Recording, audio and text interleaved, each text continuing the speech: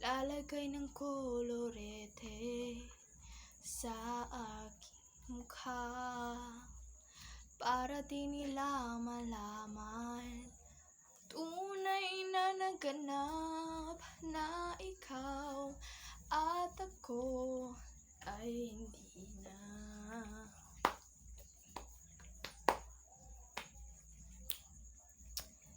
Iniensayo pang mga ngiti para di halata na na na na na na. Sa loob umiiyak dahil ikaw at ako ay hindi na.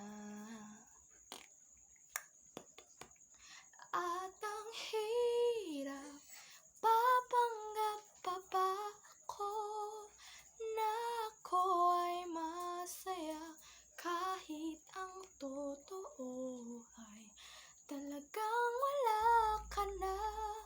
At kung bukas pagmulat ng aking mata may mahal ka ng iba, wala na akong magagawa.